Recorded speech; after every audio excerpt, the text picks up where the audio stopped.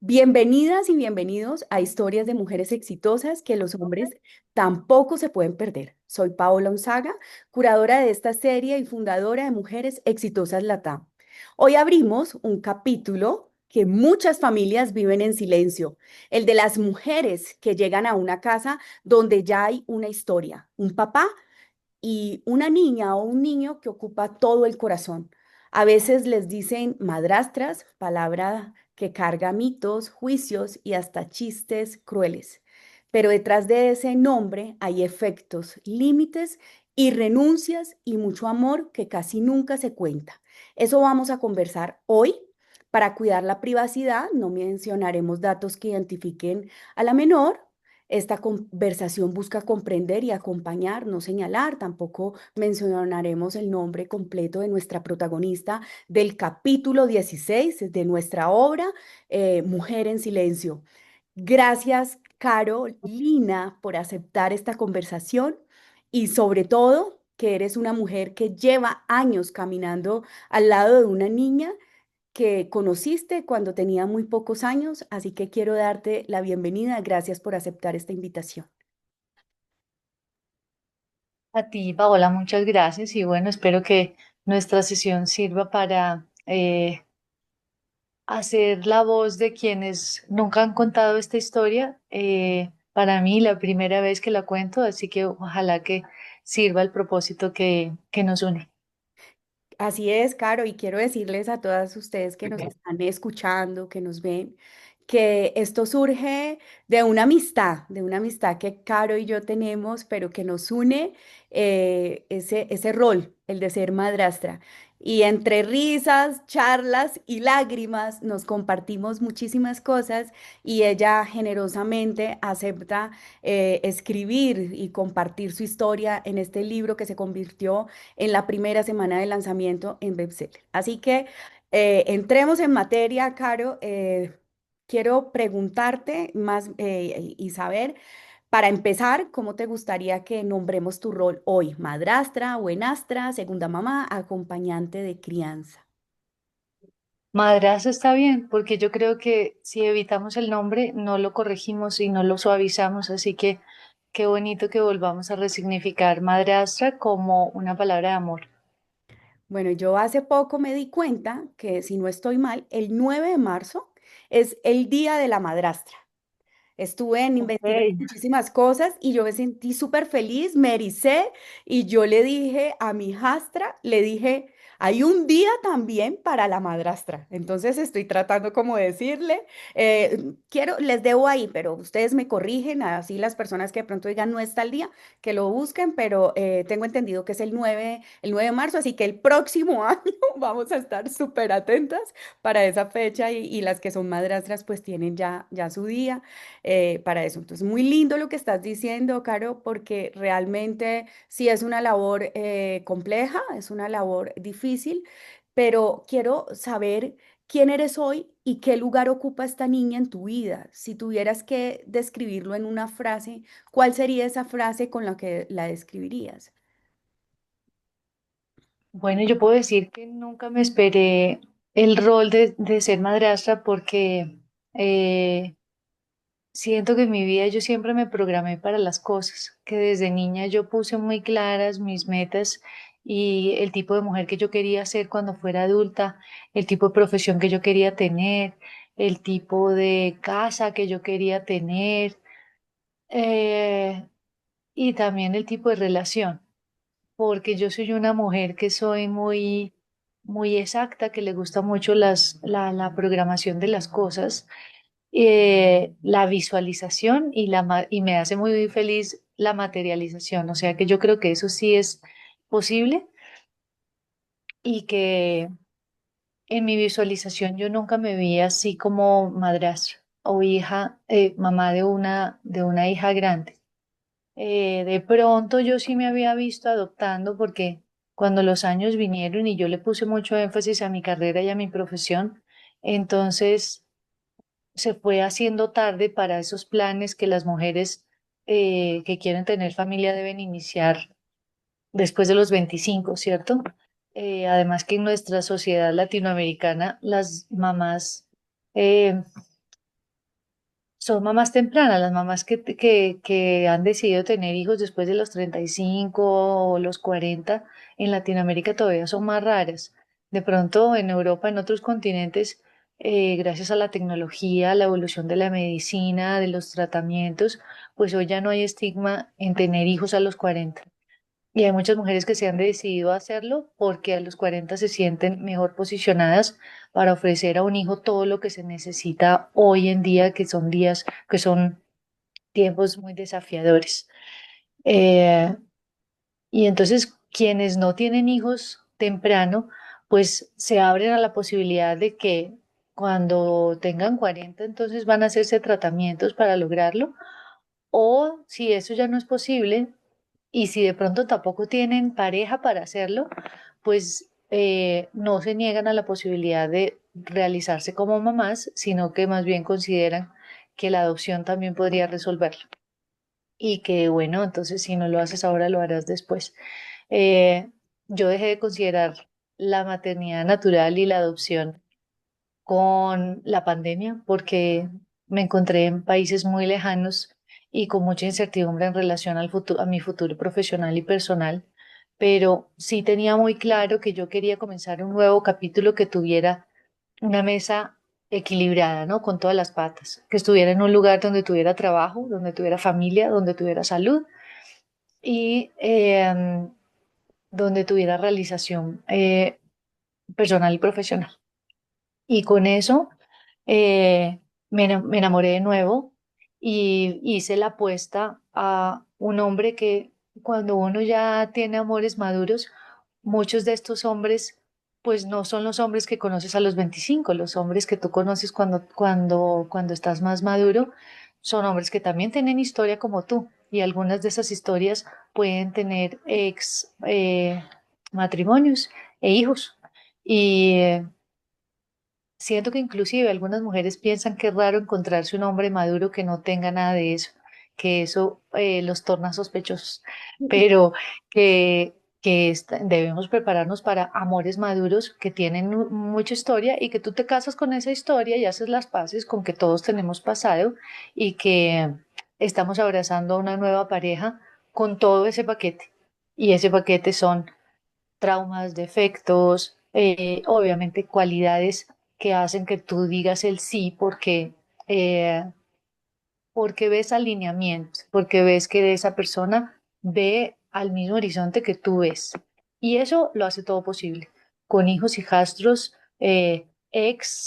exes, creo que todo lo ves posible porque ya estás grande para decir, yo hago esta apuesta, esta es la persona que escojo para mí, con todo lo que esta persona trae y lo que yo traigo también, y eso nos hace más resilientes, ya hemos pasado por tantas cosas, entonces nos hace capaces de superarlo todo.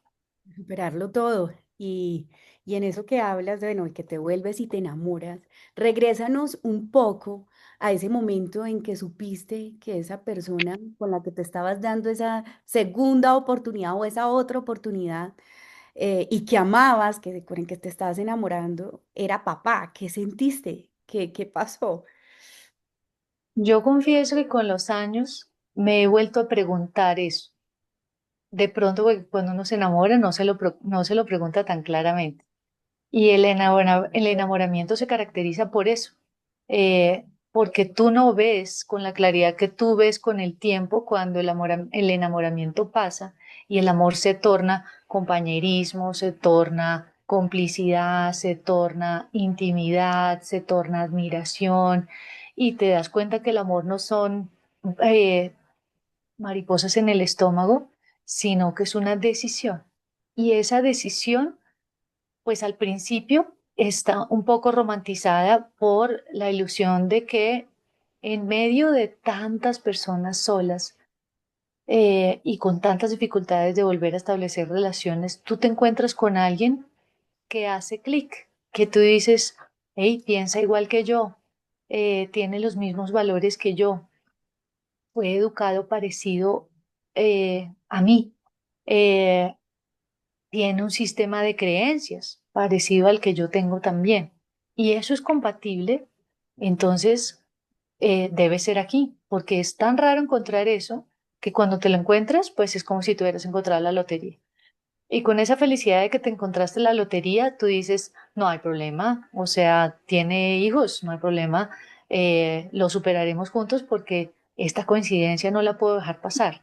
Ahí después viene la maduración de la relación y vienen otras dificultades adicionales a las de las relaciones normales porque los pasados cuentan mucho sobre lo que uno ha superado.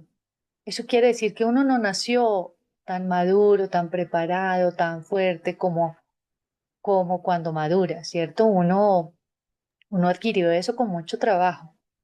Eh, entonces tu pasado habla mucho de los miedos que superaste, de las inseguridades que superaste, los traumas que tenías. Algunos de esos pasan, algunos de esos sanan, otros siguen ahí. Y ahí, cuando siguen ahí, tú los ves más claramente con el tiempo. No los ves apenas te enamoras. Eh, Porque si los vieras, de pronto no te tiras al aire, al agua con tanta efusividad, ¿no? De pronto vas primero un pie, después el otro. Pero uno cuando se enamora, uno se tira de una vez y después se va dando cuenta de algunas cosas que no se había preguntado profundamente. Creo que es normal, pero eso que tú me preguntas, yo me lo pregunto más ahora que al principio.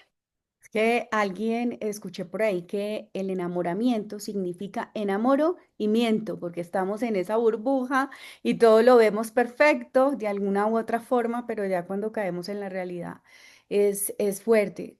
Cuéntame, o cuéntanos más bien, cuando ustedes empezaron a salir y ya sabías que él era papá, ¿ustedes llegaron a acuerdos, hablaron de cómo sería la relación con la niña? Bueno, creo que tuvimos mucho tacto al principio para presentarnos en sociedad solo cuando supiéramos que la apuesta estaba ganada, ¿cierto? O sea, que los dos íbamos a funcionar. Y como te digo, los amores grandes, los amores maduros, eh, también están listos para hacer la apuesta de una vez y saber de una vez si esto funciona o no. Yo creo que cuando uno conoce un amor maduro, pues está bobeando un poco si se demora en decidir y vamos a esperar para ver, que el tiempo lo diga, porque parece que no hay mucho tiempo para, no para el amor, me refiero más, es para el disfrute, porque tú entras en años en donde tú solo quieres paz y disfrute, ¿cierto? En donde tú entras en una relación para sumar, para el crecimiento eh, eh, económico, espiritual, mental, estar al lado de una persona que sume. Si resta paz, si resta finanzas, si resta sueños, pues ya sabes que ahí no es. Pero cuando estás haciendo la apuesta, a mí me parece que, y lo he escuchado de varios, hay que hacer la apuesta de una vez para saber. Entonces nosotros hicimos esa apuesta y dijimos, ok, vamos a vivir juntos, también por situaciones de movilidad, porque veníamos los dos de vivir muchos años en otros países. Y, y cuando volvimos a vivir en este lugar, pues lo más conveniente era vivir juntos. Y nos dimos rápidamente cuenta que sí, que estábamos haciendo una apuesta ganadora. Y entonces le dimos un tiempo a vivir juntos para sentir mejor el momento más propicio de decir, ahora papá ya no está solo. Y mucho tiempo estuvo solito y mucho tiempo hace falta un poco de equilibrio en esa relación de papás separados cuando los hijos tienen que saltar de la casa de papá a la mamá hasta que finalmente alguno de los dos dice, ah, bueno, en la casa de papá ya hay alguien, ya hay una figura femenina, o en la casa de mamá ya hay una figura masculina. Y eso equilibra las cosas en relación a la sensación de familia que se necesita proporcionarle a un niño que ha, que se ha, que se ha arrancado eso, ¿no? O sea, el niño ha perdido la figura de un hombre y una mujer o de un papá y una mamá, como lo quieran llamar, o sea, eh, me refiero a parejas diversas, ¿no? Pero donde hay una figura de una pareja eh, cría, educa, alimenta, provee, y esa pareja desaparece para los niños de hijos de papás separados. Y cuando llega una nueva figura, entonces hay novedad. Y nosotros, cuando ya habíamos hablado con nuestros papás de que estábamos viviendo juntos y que éramos pareja, entonces ya nos preparamos para presentarnos ante el hijo. Y estando pequeñito, hubo mucha compatibilidad. O sea que había mucha curiosidad de quién es esta nueva persona y de dónde vienes y qué haces. Y cuéntame, ¿te gusta esto? Te voy a mostrar mi cuarto, te voy a mostrar mis juegos, lo que me gusta. Eh, ven, hazlo conmigo, acompáñame, no te vayas, puedo estar contigo. Y eso ¿Cuántos se años siente tenía delicioso. cuando la conociste? Perdón, desde Sí. que 5 años. Ya. Entonces, entonces eso es delicioso porque te das cuenta que hay un niño feliz, que no hay un niño con complejos ni con traumas, sino más bien que es un niño normal, que es curioso, que quiere saber aprender, interactuar, eh, enterarse de esa nueva situación. Afortunadamente, ¿no? Puede ser que haya otros primeros momentos para niños a los que eso no les guste.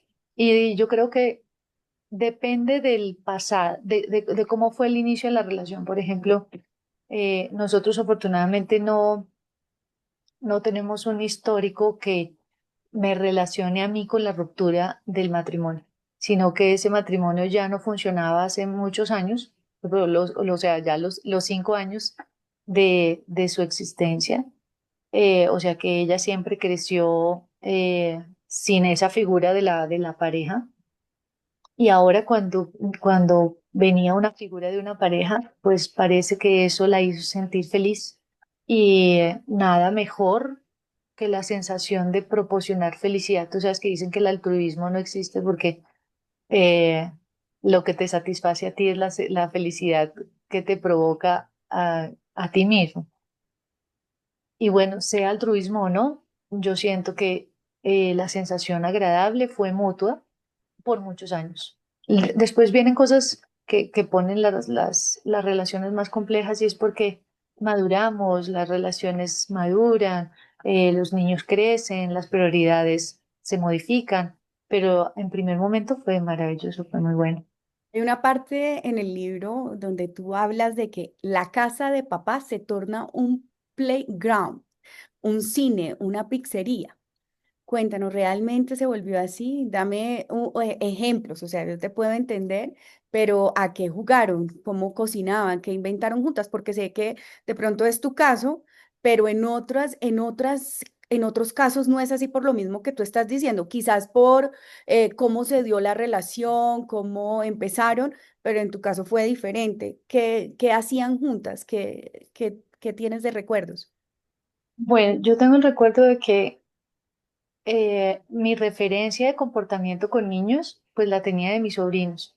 Y afortunadamente tengo sobrinos y sobrinas de edades muy similares, de culturas muy diferentes, pero pues era mi primera referencia. Segundo, porque yo también trabajé con niños en alguna etapa de mi vida como emprendedora y me divertí muchísimo porque desarrollé la capacidad de ponerme a la altura de un niño, que es diferente de que un niño te conozca como adulto y siempre te vea 2 metros hacia arriba, a que un niño te vea a los ojos porque estás a su misma altura.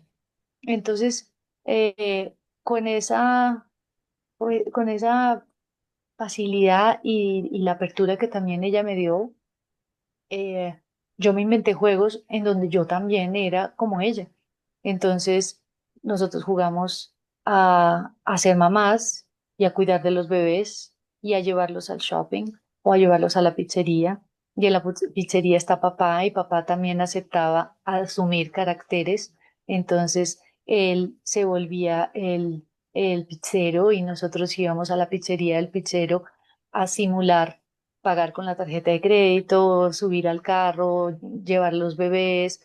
Entonces esas como situaciones cotidianas yo creo que son muy útiles también para la formación y la educación, porque eso habla mucho de qué tan compatibles son tus valores con lo que el papá quiere enseñarle a su hijo, ¿cierto?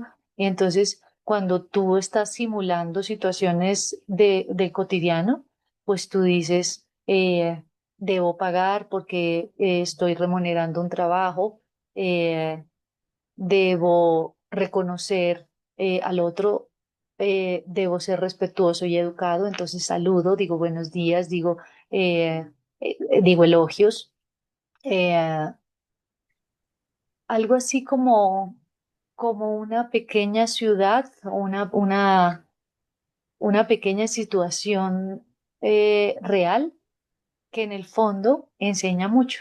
Y eso fue muy interesante también permitirme a mí enseñar sobre mis valores, mi educación y lo que para mí era importante y ver si eso era bien recibido por ella, ¿no? Porque eh, uno aprende mucho también de la simulación de caracteres porque los niños están siendo simplemente ellos. Están siendo un poco más de ellos todavía, creo que cuando están asumiendo otros papeles porque están diciendo todo lo que son y lo que creen. El juego es una herramienta valiosa, sobre todo para acercarnos, ¿no? De la forma en que nos podemos acercar. Caro, ¿tú algún momento sentiste presión o sea, nos hablabas al inicio de que organizabas todo, de que pensabas tu vida, pero pues estamos que en la vida que realmente no es tan posible planearlo absolutamente todo. Yo estoy completamente identificada contigo, Caro, o sea, nos unen muchas cosas. Cuando te escucho hablar, digo, wow, así pensaba yo, igual, pero la vida lo sorprende a uno. ¿Tú pensabas o sentiste presión por hacerlo perfecto para que ella se sintiera bienvenida y para no incomodar a alguien más o cómo fue ese momento para ti?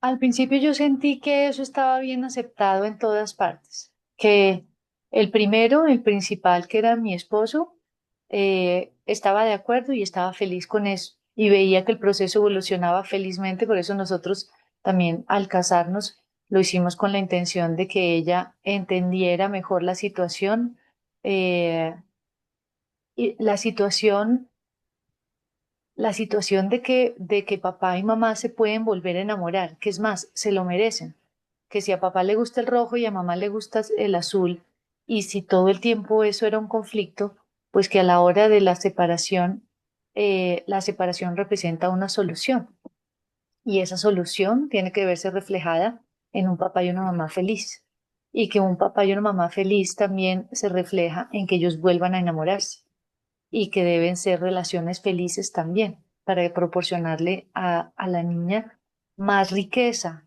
y no menos. Más riqueza quiere decir que está, o a los niños, ¿no?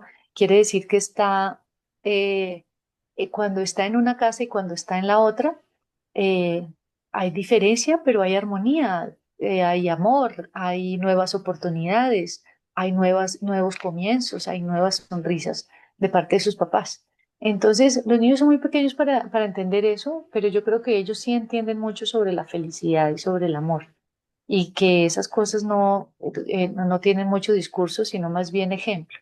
Y cuando los niños ven en el ejemplo que las cosas están bien, se sienten bien porque estás en una casa donde las cosas se sienten bien. Entonces nosotros al casarnos, pues nos sentimos muy bien de formalizar una cosa que ya se le había presentado a ella, y ahora sí viene mi nombre como madrastra, porque de pronto antes todavía era la novia o mi compañera, o ahora vive con nosotros y es tu amiga. Ciertamente ella tuvo dificultades en presentarme al principio porque no había mucho nombre para decirle a otras personas, mira, ella es mi ¿qué? Mm, Hasta tía me dijeron, mi tía, bueno. Después de casarnos, entonces yo asumí el rol de madrastra, eh, sin miedo a que fuera llamada madrastra por el apelo negativo. Y pues Nosotros, creo que con el tiempo, eh, dejamos de llamar madrastra para decir, sobre todo, yo nunca voy a sustituir a tu mamá, ni quiero ser tu mamá, porque tú ya tienes una mamá. Yo estoy aquí para apoyar a tu mamá y a tu papá y seré siempre tu amiga, seré siempre tu protectora, seré siempre tu refugio, tu apoyo, seré siempre una adulta que está aquí para cuidar, proveer, proteger, orientar, eh, independiente del nombre como me llames. Y yo estoy aquí para cuidar a tu papá y cuidar de la felicidad de tu papá, que sé que también es útil para ti, o pues es deseable para ti. Así que estoy aquí para cuidar a tu papá y cuidarte a ti y brindarle apoyo a- al conjunto, porque yo nunca he considerado que seamos equipos separados. La verdad, nosotros deberíamos ser equipo, uno solo, tanto su familia con su mamá como su familia con su papá. Hacemos un equipo en pro de levantar a este ser humano para que sea autónomo, para que sea autosuficiente, para que tenga autoestima, para que, sobre todo ese auto que es tan difícil de desarrollar en los niños y que es un desafío para los papás de generación millennials. Wow, es bastante complicado porque tú tocas un tema importante de cómo cuando uno entra en ese rol de ser madrastra, que no es, como lo digo, no es nada fácil, solamente las personas que estamos en ese rol lo entendemos y lo sabemos, pasarlo por la piel es ya diferente, ¿no? Y te entiendo, pero quisiera que me hablaras un poco, o más bien, como explicar un poco, porque tú tienes la decisión de compartir o más bien como de involucrarte de alguna u otra forma con la expareja. Muchas personas deciden, o sea, cada quien por su lado, es decir, yo no me mezclo en nada, ni siquiera comparto espacios donde esté la mamá y otras sí lo hacen, es respetable, o sea, creo que cada una de las personas que nos esté viendo y escuchando en este momento pues tendrá su opinión. Pero ¿cómo tomas esa decisión o cómo se da esa decisión más bien de decir, ok, esta es la niña, hay algo que indiscutiblemente nos une? ¿Cómo llega eso? ¿Fue algo que surgió porque lo decidieron entre ustedes o porque se fue dando? ¿Cómo surge eso, Caro? Porque hubo una situación de salud delicada y tuvimos que encontrarnos en un hospital. Entonces, ahí teníamos que estar todos haciendo equipo. No era un espacio para medir fuerzas o talentos, porque no cabe en la cabeza. Es más bien el momento en el que todo el mundo debe ser lo más cuerdo, coherente posible, en favor de la salud de un niño. Y ahí fue un espacio para reconocernos, hablar de nuestras intenciones, eh, ofrecer lo mejor de cada uno para que la situación saliera de la mejor manera, ¿no? Ofrecer nuestra mayor inteligencia, madurez, inteligencia emocional, para que la situación fuera a favor de la salud, a favor de, el buen desempeño de los médicos y a favor de un buen resultado. Y afortunadamente todo salió muy bien y después de ese momento, pues quedó claro que las voluntades de todos era de colaborar.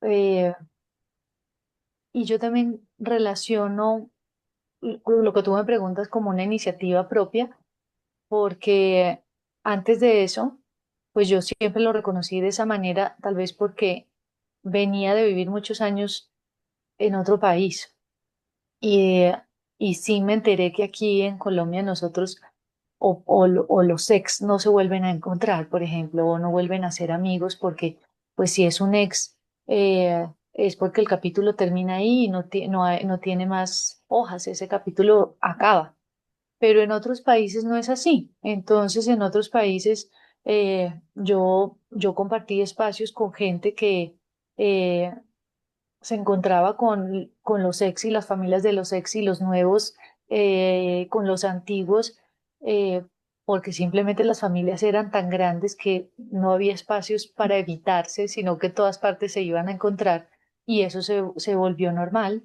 En esos otros espacios donde yo estuve en otros países, eso era normal y era maduro eh, presentar a los nuevos y decir o sea, tú eres un capítulo, me hiciste feliz, las relaciones no es que no funcionen, es que funcionaron solo por 8 años, o funcionaron solo por 10, o funcionaron solo por 3, pero no quiere decir que si no funcionan por toda la vida, pues no puedan funcionar de otra forma. Aquí hay otras limitaciones idiosincráticas que no nos permiten verlo de esa forma y nos imponemos algunas veces solo porque la cultura lo dicta, no porque tú te sientes bien o mal haciendo lo uno o lo otro.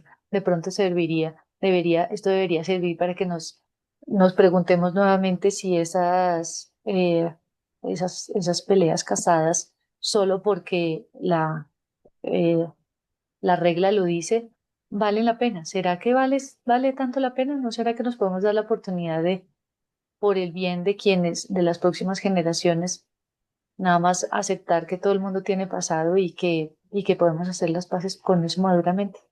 Dices algo muy, muy valioso, así es. Desafortunadamente a veces nuestra propia pues, cultura nos aleja de eso, pero quisiera que te remontaras un poquitico como a ese, si no hubiese pasado ese momento, o sea, si definitivamente de pronto la niña no se enferma y sigues manejando las cosas así, piensas en este momento, o sea, Carolina se devuelve a ese momento y dice, ¿es mejor así como pasó? Obviamente hay cosas que uno no puede cambiar.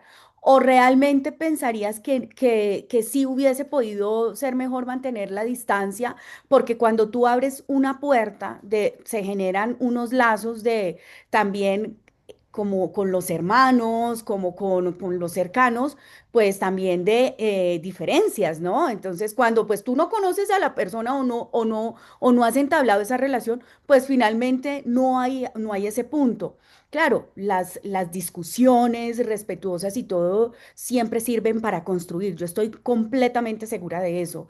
Pero digamos que si uno a veces puede evitar eso, pues ¿por qué no? Pero te lo pregunto a ti, ¿qué piensas? O sea, ¿crees que de pronto lo devolverías y dirías, continúo así con eso? ¿O definitivamente sí seguirías como estás en este momento, abriendo esa puerta? Creo que quien no la abre, pues permanece más cómodo. Y estos tiempos nos han invitado a salir de nuestra zona de confort. Todo lo que escuchamos hoy en redes sociales y eh, en canales de superación e inteligencia emocional y esto que se ha puesto tan de moda, nos invita a salir de la zona de confort porque es justamente ahí donde hay aprendizaje. Y yo creo que eh, debemos tener coraje suficiente para asumir que las relaciones no son fáciles, pero que debemos estar preparados para charlas difíciles, situaciones difíciles, aprender de ellas y superarlas, y no evitar por confort y porque así estoy más rico, no tengo que oír a quien piensa diferente, porque todos pensamos diferente, ¿no? Así que eh, yo invitaría más al coraje de entendernos y vernos, aceptarnos en la diferencia. Sería muy aburrido si fuéramos todos iguales. Ok. Entonces hay que admitir que somos diferentes y sobre todo que vibramos en emociones diferentes. Y quien vibra en el amor, pues tiene momentos más felices y quien vibra en el miedo tiende a tener respuestas más infelices. Así Y es. la infelicidad nos relaciona más compasivamente con las personas diferentes en lugar de juzgar, porque tú admites que las personas infelices simplemente no tienen acceso a pensamientos de superación, de felicidad, de aceptación, de resignación, eh, de soñar, de entusiasmarse, sino que es gente que se focaliza mucho en la victimización, en que todo es difícil para él, en que todo le toca más. más arduo. Y cuando uno deja de criticar y deja de apuntar al otro y de poner rótulos, tanto a las personas como a las cosas, y las acepta nada más como personas y como cosas, entonces eso también te libera. Yo creo que cuando nos relacionamos con los otros hemos pensado siempre que tenemos que poner rótulos y decir, este es A y este es B, este es azul y este es amarillo, cuando de repente lo que deberíamos hacer es este, y no necesita tener color, eh, ni sabor, ni rótulo. Él nada más es una persona como es, puede ser el ex de mi pareja actual, pero no le pongo rótulo porque eso solo eh, vuelve a traer al presente una cosa ah, que ya no construye futuro, ¿no? Dentro de una pareja, pues tú estar todo el tiempo hablando del ex del otro, ¿realmente será que estás poniendo el foco en donde deberías, cuando podrías poner foco en los sueños juntos, en el futuro, en los proyectos, en las cosas que podemos hacer por la niña, por nosotros? Eh, y bueno, el pasado estará ahí, ojalá contribuyendo, haciendo equipo. No es así, en la teoría pues suena muy bonito, Sí. pero en la práctica Pero tenemos que está muy trabajar lejos de para eso. ello, tenemos que trabajar para ello, Caro, y Eh, hay que seguir trabajando. Hay una parte en como inicia tu capítulo 16 que se llama Mujer en Silencio, dice, las madrastras llegamos silenciosamente a la vida de un hombre con historia. En mi caso, esa historia tiene 7 años, ahora tiene un poquito más, y tiene el nombre de una niña, y digo silenciosa porque a pesar de que haya espacio para opiniones, algunas preferimos no opinar si con eso conservamos la salud de la relación. Cuentas todo esto en este capítulo y que a veces preferiste no opinar para proteger esa relación, como lo dices al final de esa estrofa que leí. ¿Cómo se vive ese silencio por dentro, Caro? ¿Cómo lo vive Carolina? ¿Cómo lo vivió Carolina en ese momento? Y bueno, en ese momento y actualmente, ¿no? y Yo creo eso te que, iba a decir, y que no es solamente eso, tú me quitaste la palabra de la boca, sí, ¿no? En ese momento y constantemente y seguirán silencios, pero ¿cómo lo viviste en ese momento o lo sigues viviendo? bueno, creo que ese es el mayor desafío de una madrastra, porque hemos hablado hasta ahora de todo lo que es bonito y positivo o lo que tiene potencial de ser constructivo. Sin embargo, la mujer madrastra es silenciosa porque ella creo que tiene muchas opiniones sobre muchas cosas, ¿no? Porque no le han tocado. Digamos, en mi caso, por ejemplo, a mí no me tocó tener un feto en mi barriga que se transformó en un ser humano que hoy depende completamente de mí por el resto de mi vida. Yo tengo una responsabilidad frente a un ser humano que tiene papás biológicos y mi responsabilidad es ser un buen ejemplo.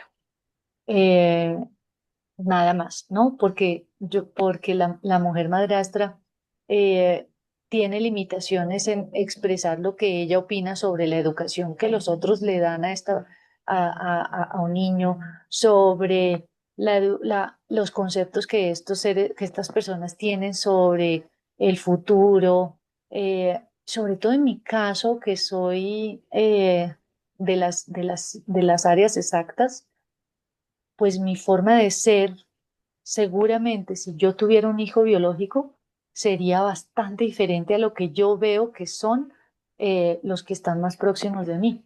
Y entonces eh, se me salen letreros, quisiera yo decir tantas, opinar tantas cosas sobre la educación que yo veo que es impartida, pero no es mi asunto, no es asunto mío. Entonces, muchas veces, con muchas ganas de decir muchas cosas, me las trago para mí mismas y se quedan conmigo porque a veces el momento no es apropiado, el humor no está propicio, el momento no es eh, eh, para que mi frase sea absorbida. Entonces las madrastras encontramos otras formas de persuadir o de invitar al otro a pensar de forma más objetiva, porque como no estamos ahí en el rol biológico, Ujú, entonces podemos tener más objetividad. Sin embargo, la objetividad puede ser odiosa cuando es contraria al concepto de educación que tienen estos padres biológicos, ¿cierto?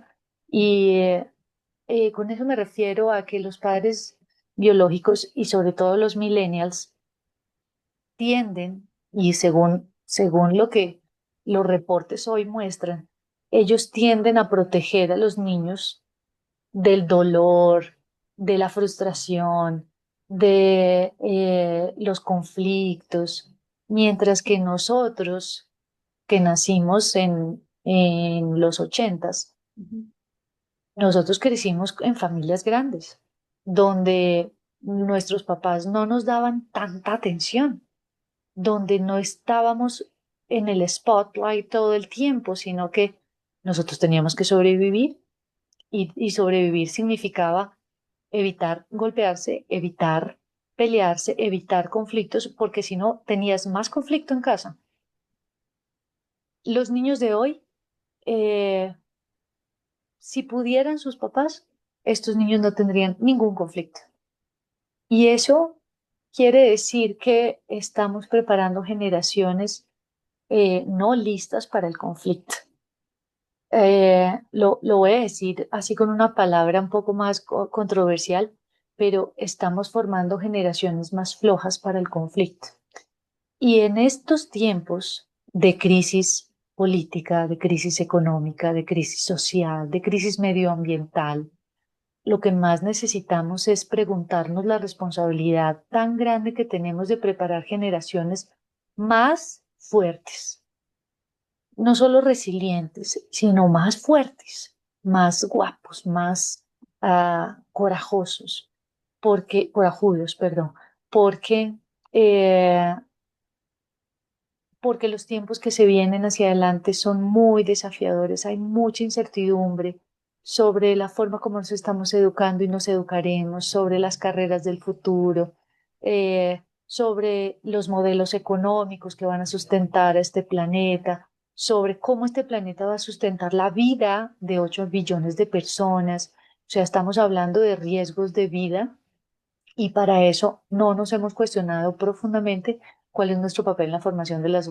próximas generaciones. Y además, papás muy ocupados. Entonces, no hay nada parecido a lo que nosotros tuvimos cuando éramos niños, que era educación alrededor de la mesa, eh, figuras jerárquicas, respeto a los mayores, y como todo eso se pierde, entonces, inclusive los conceptos religiosos que nos permitían o que le permitieron a la humanidad regularse de muchas formas. Sin eso, estas nuevas generaciones quedan huérfanas de apoyos fuertes que sustenten sus sueños hacia el futuro. Se les torna más difícil soñar, más difícil visualizar cómo va a ser su futuro y están enfrentados a mucho tiempo en las pantallas, a mucha soledad, a disponibilidad fácil del dinero, de las drogas, de buenas y malas compañías. Entonces, a mí personalmente me preocupa mucho que la formación de los niños hoy sea direccionada a una fuerte autoestima, a una autonomía inigualable que les permita sentir poder de hacer las cosas y no necesidad de que alguien siempre se las haga porque hay siempre alguien evitando que sientas frustración o incapacidad. sí. Pero yo todo este discurso que te acabo de echar a ti no lo puedo soltar todos los días en mi casa porque me torno insoportable. Y porque además, si incomoda, pues es terrible para una madrastra porque ahí sí que te ganas la fama de la madrastra bruja y malvada que se la pasa corrigiéndonos e insistiéndonos en el orden, en la disciplina, en el respeto, en los modales, ¿cierto? Entonces, por ese lado también nos toca ser silenciosos o hacerlo de forma silenciosa, pero que sea constructivo. Y hablando de todo esto que nos estás diciendo, de bueno, del silencio, de poder, claro, que tú tienes tu forma de educar desde tus creencias, desde lo que tú crees, desde tu verdad. ¿verdad? Y que uno se traga, se traga muchas cosas en educación, en tantos temas. Pero hubo un momento, seguramente lo sé, pero quisiera nos contaras un momento que tengas allí donde dijiste, necesito voz, necesito que me escuche. ¿Cómo tú hiciste para pedir ese espacio sin que se rompiera esa armonía? Porque yo sé, Caro, yo te conozco, eres una mujer diplomática, eres una mujer divina, eres una mujer espiritual, eres una mujer cercana, eres una mujer de luz. Yo siempre te he visto así, te considero mi amiga, te quiero, te admiro por todo lo que eres. Querías expresar este momento, tenerlo para Y decírtelo, porque te quiero muchísimo y tenemos cosas muy en común. Y quiero que me digas eso y que nos digas a las personas cuando dijiste como, ok, trago el no educar, el trago no decir esto, de que cuando de pronto tocan con las piernas la silla o suben las piernas o bueno, en fin, cantidades de cosas que uno de pronto dice, wow, o sea, esto lo haría, pero bueno, ¿en qué momento alzaste esa voz y dijiste de una manera, no, ya, o sea, ya está bueno de tanto silencio? bueno, debo decirte primero que es mutuo, que te quiero muchísimo también y que la voz me la diste tú, porque a quienes somos madrastras y hablamos o queremos atrevernos a hablar demasiado, en algún momento nos van a decir, no eres la mamá, no es tu hija, no te metas.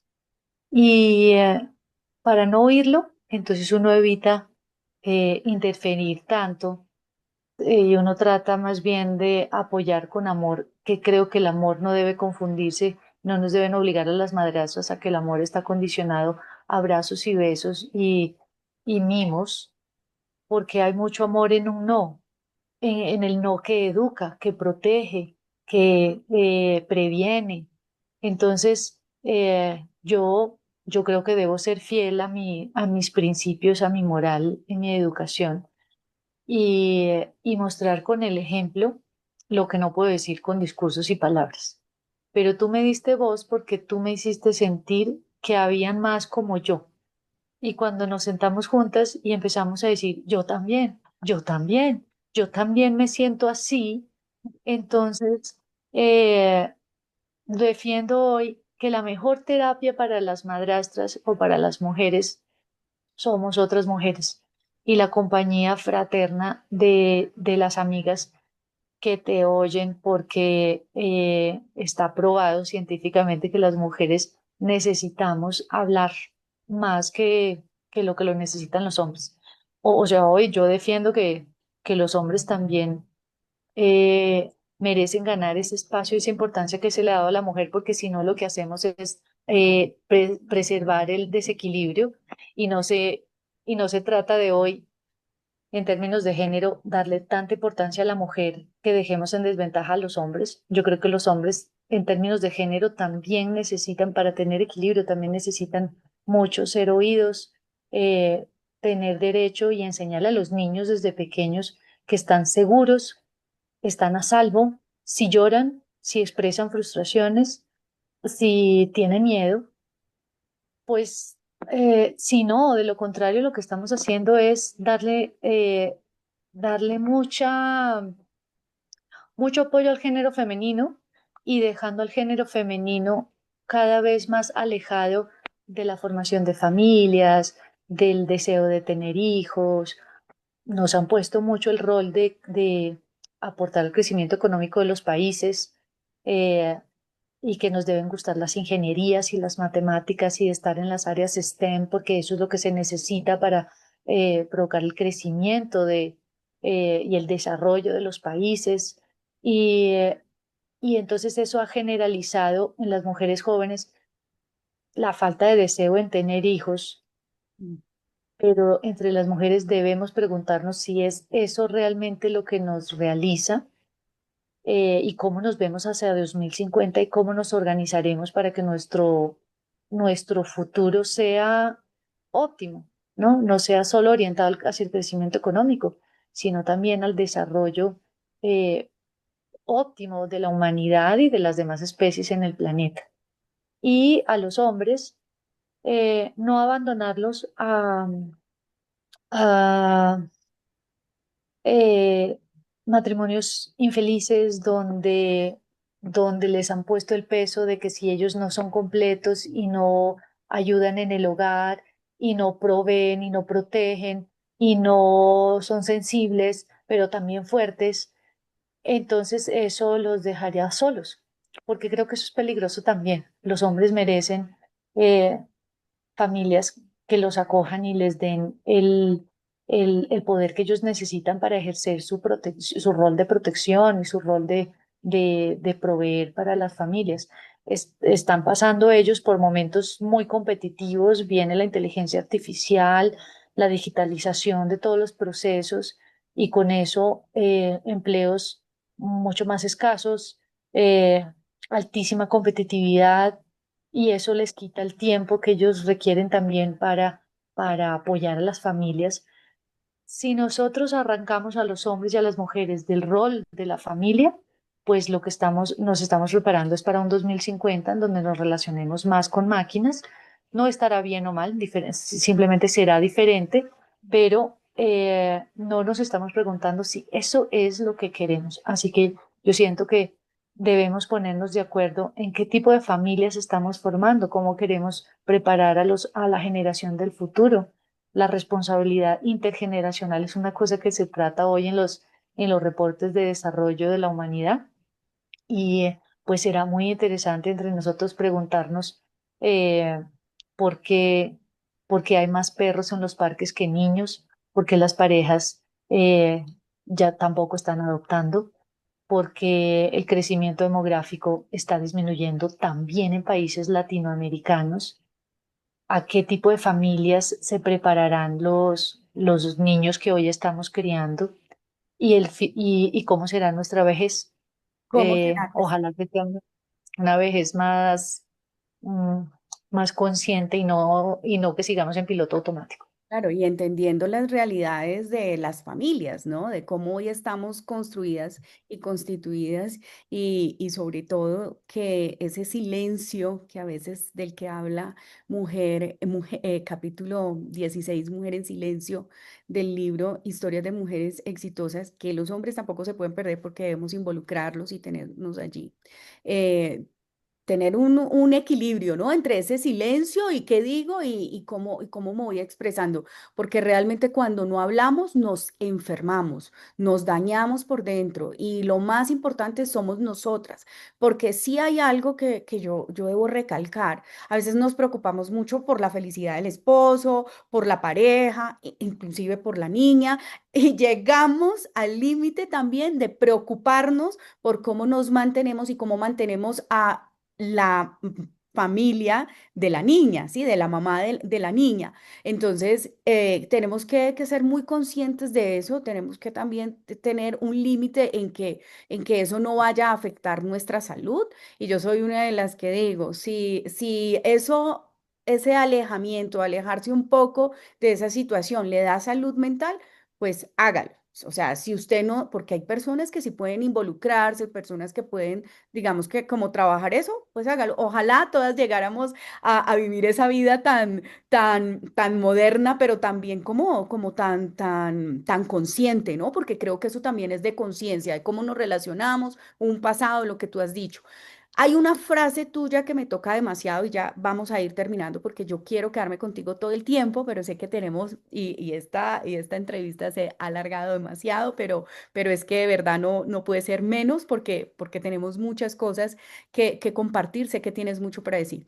Pero hay una frase que me toca, como te decía, que dice, nuestra comprensión por la verdadera mamá va al extremo, es extremo. ¿Cómo se ve en la vida real, Caro? ¿Cómo se ve? O sea, sí, yo sé desde lo que uno quisiera que fuera, pero en la realidad, ¿cómo se vive?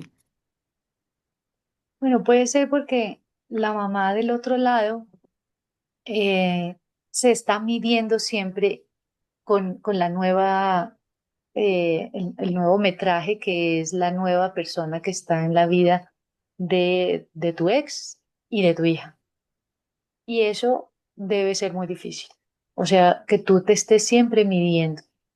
porque, eh, como lo comentábamos una vez en una tertulia con otras amigas, eh, pues llegará la hija de la otra casa contando que, que la madrastra lo hace, cocina así, que lo prepara así, que le pone tal ingrediente, que ella juega de esta forma, que ella me enseña tal otra. Y, y sí, seguramente eso arde, porque eh, te estás midiendo. No es necesario hacerlo, pero debe ser una cosa como natural que pase. Eh, Debería también inspirarnos a ser mejores, nada más, ¿no? O sea, eh, a identificar qué cosas le hacen bien al niño para que si lo hacen allá, pues de pronto yo también lo puedo hacer acá o lo puedo reproducir o replicar para que el niño no sienta que es lo que menos uno quiere, competencia. Si no, el niño se va a poner en una situación de administrar los dolores y los egos de cada lado y entonces va a dejar de contar las cosas para no herir allá y no herir acá. Y no se trata de eso. El niño debería poder ser libre de contar lo que le pasa aquí o lo que le pasa allá para eh, nada más para ser libre y dejarlo libre. Y bueno, pues no somos perfectos ni tacita de oro para caerle bien a todo el mundo. Resignación con eso porque, como te estaba diciendo, todos somos diferentes, deberíamos tener mayor comprensión por la diferencia. Y las madrastras lo que comprendemos es que del otro lado, es que para una mamá biológica hay mucho peso. Una mamá biológica tiene la presión de la sociedad, del marido, de la familia, de los hijos, del trabajo. Y esa presión es una exigencia por ser perfecta, por estar siempre sonriente, por ser fit, por ser alegre, por no quejarse, por no ser bruja, por ser buen ejemplo. Criar también. Tremendo. Criar, porque en Sí. muchos casos las madres son las que tienen la mayoría del tiempo a sus hijos, entonces eso es complicado, es difícil. Caro, vamos a ir terminando y te quiero, o sea, tengo, mejor dicho, muchas cosas para explorar y estoy segura que vamos a hacer una segunda ronda de este capítulo, estoy segura de eso, pero te voy a lanzar tres frases típicas y me dices cómo respondes. La primera, Bueno, tú eres mi mamá. ¿no eres mi mamá? Sí, cuando que las frases típicas de los niños que haces te dicen, tú no eres mi mamá, o sea, es como, porque ya sabes, estás en ese rol, es muy Sí. difícil, tú no eres mi mamá, ¿qué responderías allí? Ya lo he escuchado y me ha tocado decir, tienes toda la razón. No soy tu mamá. La otra, el rol de las madrastras no es tan importante.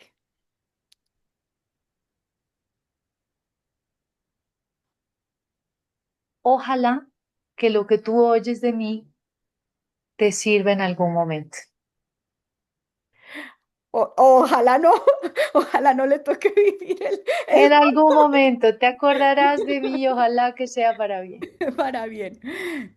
Con mi mamá sí puedo.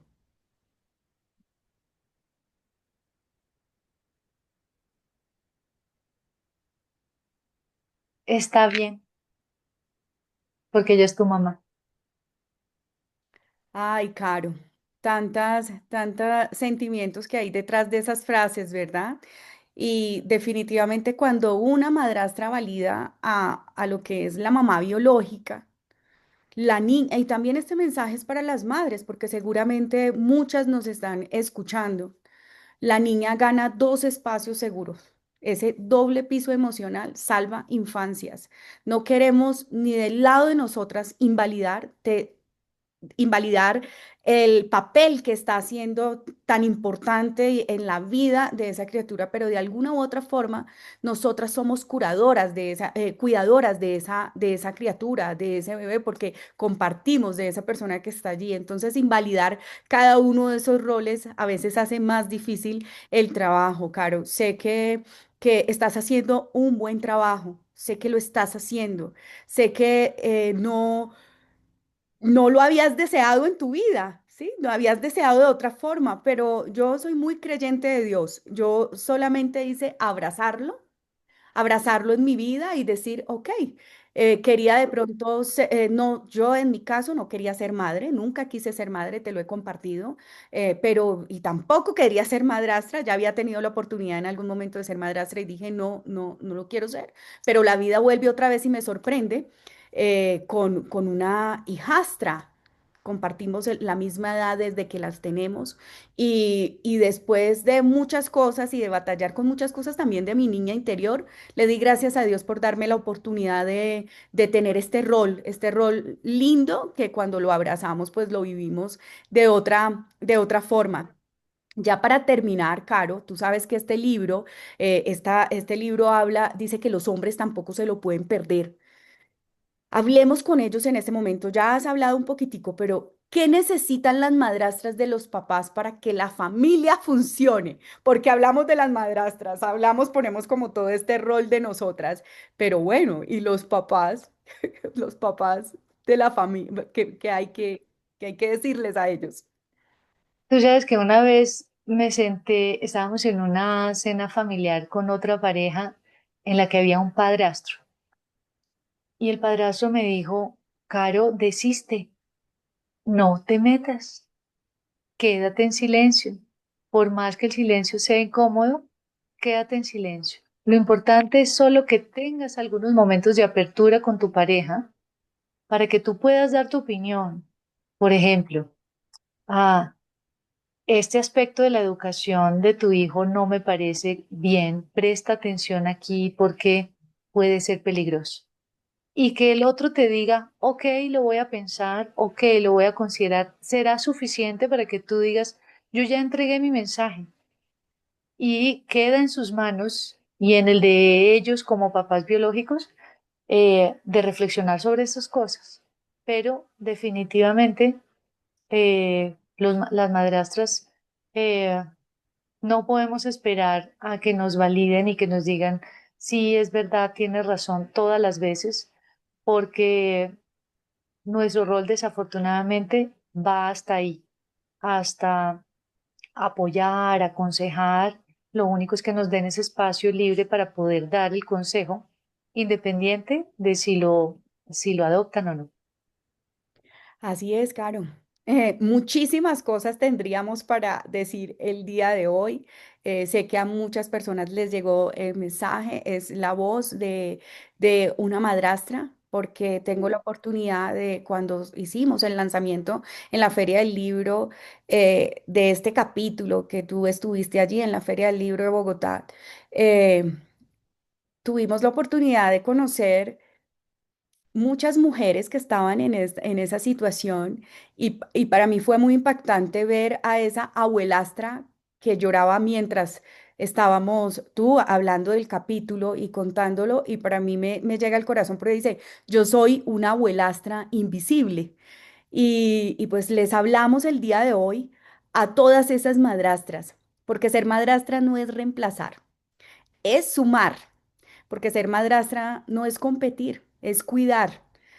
Carolina, nuestra invitada del día de hoy, la protagonista del capítulo 16, nos recuerda que el silencio a veces protege, pero también puede volver invisible a quien sostiene la mitad del afecto en casa, o diría un poco más de esa mitad.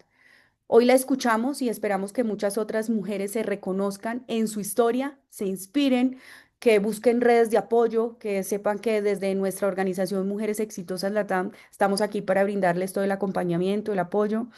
Gracias, Caro, y te invito a que hagas un corto cierre y que te puedas despedir de las personas que nos están escuchando y que nos veamos en una muy pronta oportunidad.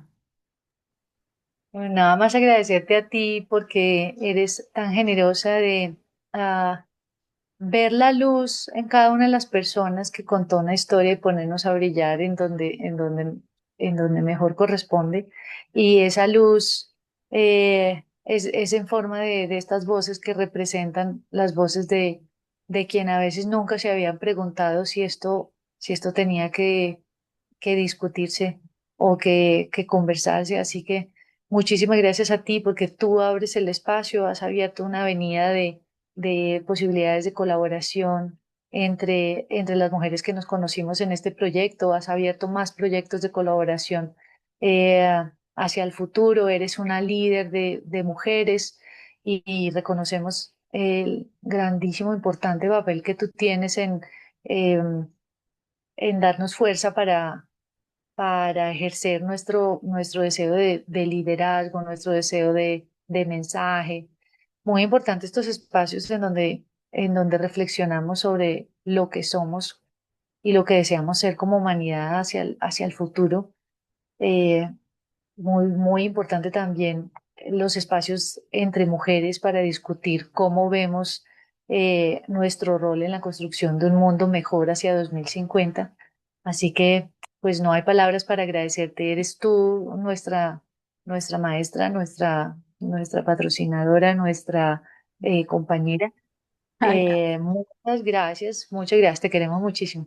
No, a ti, Caro. Gracias a todas ustedes que están allí viendo este espacio, que estas palabras que nos dijo Carolina el día de hoy nos sirvan de inspiración. Y yo, con la conversación que tuvimos hoy, debo decirte que me llevo también muchas cosas para reflexionar en mi vida. Sentí que realmente me hablabas y que voy a tomar en cuenta muchas de las cosas que estás diciendo, porque es importante también escuchar, ¿no? A veces escuchar, creemos que tenemos la razón en todo, pero no siempre no la sabemos todas.